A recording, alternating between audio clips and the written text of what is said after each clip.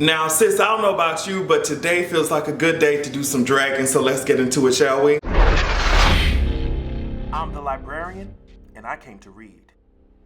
Before I get into her, I just wanted to say that yesterday I did release a cute video on youtube.com/AdrianExtra on my gaming channel. So go on over there and check it out if you want me to keep doing more. A lot of you guys said you wanted the videos to be longer, so I'm going to make sure to keep that in mind as I continue on. Thank you guys for supporting me over there, by the way. ForTheCulturePodcast.com, Patreon.com/AdrianExtra. You already know, expanding the fucking brand. Also, I was just on Grapevine again talking about the school to prison pipeline, so go to Grapevine TV on YouTube and check that shit out. I was with Just a Girl. I mean, I'm just all over the place. But let's talk about some of the topics that are at hand. First of all, Mark Anthony Condit, as was described, just like how, now if you aren't aware of who Mark Anthony Condit is, he was the person who was behind the Austin bombings and he blew his ass to smithereens. So yeah, he's being described as by the media and by the police just exactly how we thought that he was going to be described. The evidence that they saw, videos that he was creating, girl, all they saw was an outcry of a very challenged young man who had a lot of personal problems. And I'm going to demonstrate to you what an outcry of a very challenged young man sounds like.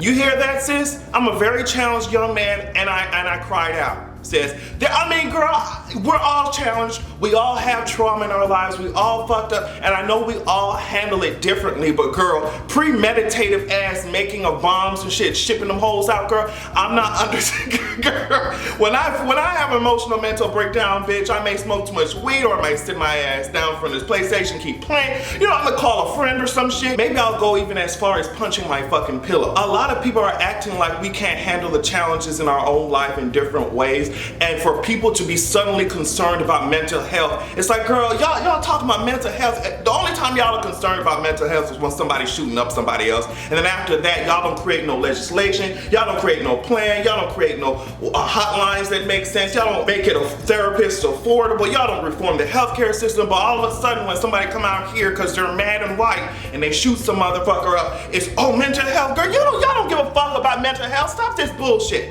Okay? And then fucking, what is it? In the same fucking week, we had Jalen Riley, and she was shot by Austin Wyatt Rollins. He was being described by the media as a lovesick teen. They were both previously in a relationship. I don't know who broke it off with who, but it doesn't fucking matter. It happened at Great Mills High School in Maryland, and it's just like, I already told y'all, okay, guns are just a part of the problem, and they're a big part of the problem, but also a big part of the problem is men and their culture of violence and not being in tune with their emotions because expressing themselves is seen as fucking feminine and weak and whatever. Men are just taught, suck it up, handle it with violence. That being taught over and over and over again, you're going to get culture of violence and rape culture in America, and this is exactly what is being shown. So I'm not understanding why people are so surprised. But this girl had a whole life ahead of her, and just because an idiot was mad at his ex girl and had access to a gun, she's no longer with us. A lot of people are finally starting to see that this shit is fucking preposterous, and we're having this March for Our Lives thing going on right now as we speak across many different cities in the country. And I am just really shocked that America actually, y'all have the capability of handling gun violence problems and shit. When niggas were being shot up all over the motherfucking street and shit, I mean, Stephon Clark ass is dead as hell. When niggas saying some type of shit like, girl, help us the fuck out, y'all are just like, girl, I don't know, sis, you heard a nigger? Y'all hear a nigga around here? I didn't hear. Hey sis, y'all ready for lunch, girl? That's exactly how white people act when we say, hey sis, we're suffragettes, girl. Y'all hoes talk about Chicago and shit, because that's the only thing y'all can reference, Chicago, and talk about, yes sis, there are black ass groups in Chicago and all these inner cities and shit trying to help diminish the violence that goes on in those areas. But girl, when we're talking about federal government who likes to ignore these communities of color and communities in poverty, girl, how the fuck is lasting change going to take place? So all of a sudden, when this shit rises up and it's gaining national momentum, we got these kids on the cover of Time magazine, and I'm happy that this problem is being addressed, and hopefully we're going to get some type of solutions that make sense and address the systemic issues. But what I'm saying is, since y'all have the capability to do that, listen to the minority communities who are saying the same exact shit. And from what I'm noticing, some of those kids on the cover have been saying like, girl, yes, this is cute, but we need to make sure that, movements like Black Lives Matter are also being recognized, and I'm happy that they're doing that. But I guess my critique is it's just for society as a whole, girl. It doesn't make any sense for, it's literally the same exact issue. We don't want to fucking die, girl, like for no reason. So it's like, that's the same shit, it's the same bottom line, but it's being approached completely differently. I hope that the senselessness in general can stop. David Helsel, I don't know if I'm pronouncing his name right, he's the superintendent for the Blue Mountain School District in Pennsylvania, and he was saying, hey sis, I have an idea. When these bitches come in here trying to shoot up our kids, we're gonna arm them with some river stones, we're gonna arm them with some rocks. Every classroom has been equipped with a 5-gallon bucket full of river stone. If an armed intruder attempts to gain entrance to any of our classrooms, they will face a classroom full of students armed with rocks, and they will be stoned. I almost fell out watching that shit. And I almost wanted to drag Mr. David, but I sat down and thought about it. I was like, girl, if he feels like his hands are tied so much by the government, so much by what's going on to the point where, you know, nobody's listening to their asses about these issues. So if he feels like his hands are tied to a point where he has to fucking give kids rocks and shit, maybe that's the only way he feels like he can protect the kids because no one else above him is listening to him. I'm not sure, but either way, what I'm going to say about that idea, I'm not going to drag him, I'm going to drag the idea.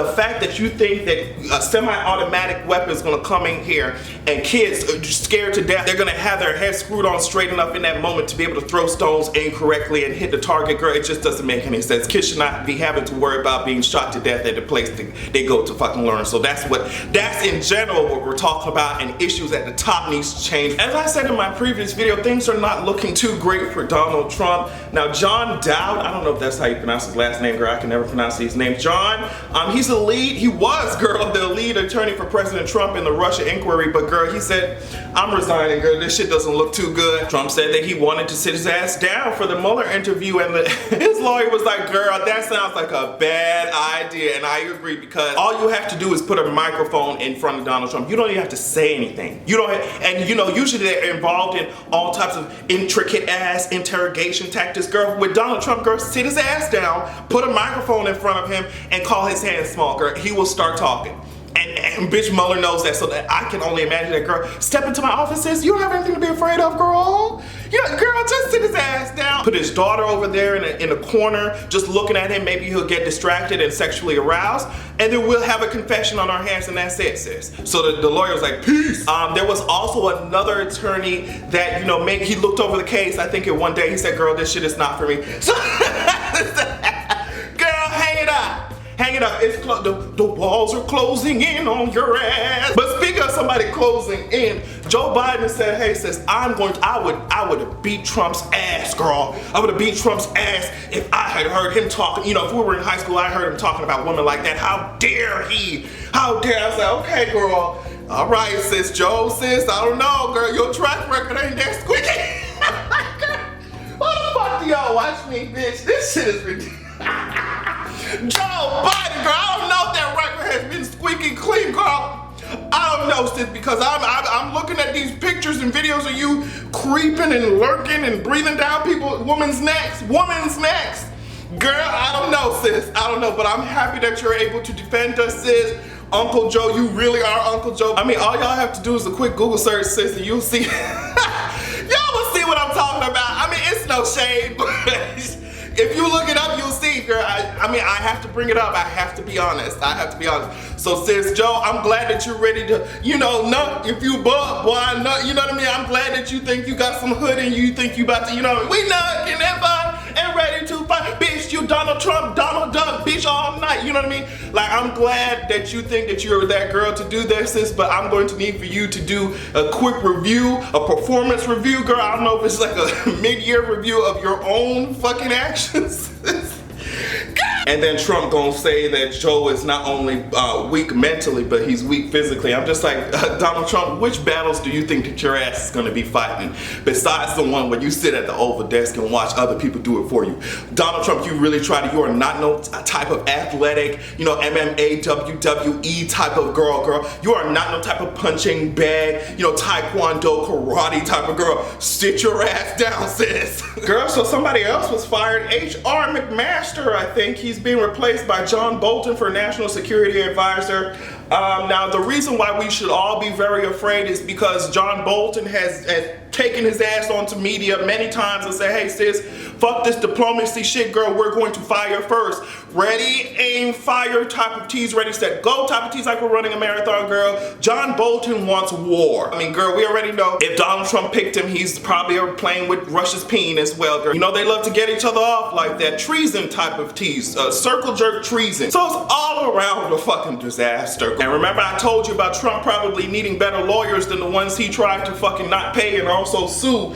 Trump has apparently received a court summons and they sent it straight to his house, 1600 Pennsylvania, girl. They sent that shit to the White House and they said, emoluments, girl. Not only did you violate the foreign emoluments clause, but also the domestic one, sis. You cannot be accepting gifts or fucking money or whatever from foreign agents, and neither can you be using your fucking status as government official to help your ass out. Now, the reason why they think that this may have a chance of moving forward is because it now addresses Trump not only as the president, but also as a businessman. So that's a completely different ballgame. I don't know what's going on. I don't know how many actions these people actually plan on following through with, but just the fact that so much of this shit is piling up, to me, is a good goddamn sign. I just talked about a good ass sign, and let me give you one more. Education Secretary Betsy DeVos and President Donald Trump proposed a budget that would have cut the Education Department's budget by $3.6 billion, and it also funneled more than $1 billion to award private school vouchers and other school choice plans.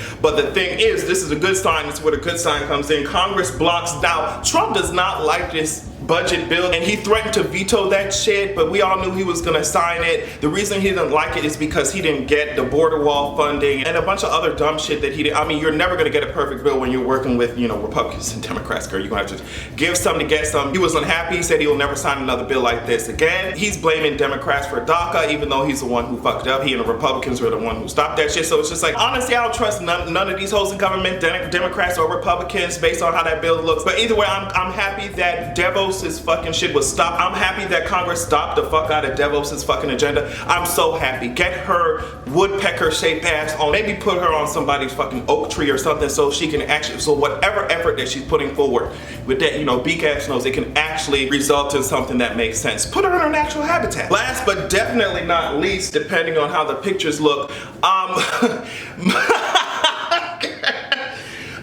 Daniel's lawyer, Michael Avenatti, I think is how you pronounce his name, he said, girl, let me just take a picture of this CD. He said, girl, if pictures are worth 1,000 words, how much is this worth? He took a picture of a CD that was, you know, in a safe. The door was kind of open, you can see it. He took a picture of that shit, put it on Twitter. I said, girl, this is going to get very, very crazy, girl. I cannot wait. I'm telling you right now, I cannot wait. I can't wait! Girl, all that shit you was talking, Donald Trump, girl, karma comes back to bite like the clown, sis. Let me read to you what he said and why he put up that picture of the CD with, I'm guessing, all those fucking pornographic ass files on it. He said, I want to be very clear about this. It is a warning shot. And it's a warning shot to Michael Cohen and anyone else associated with President Trump that they better be very, very careful after Sunday night relating to what they say about my client and what spin or lies they attempt to tell the American people. Now, what's happening is apparently tomorrow, Stormy Daniels is gonna go on 60 Minutes and give a cute ass interview. Okay, so I can't wait. I'll be paying attention. Stormy Daniels is gonna come out there like X-Men, bitch. She's gonna give you girls a cute hurricane or a tornado. Girl, she's giving you a lightning strike. She's giving you a bitch, you know what I mean? She's giving you lightning strike type of tease because the way that this bombshell is about to drop on the administration is gonna be catastrophic. It's gonna be like Days of Future Past, X-Men Apocalypse type of tease. You see what I'm saying? I know that I can't wait, okay? I won't come up missing, unlike your signature on that NDA. Have a good goddamn evening.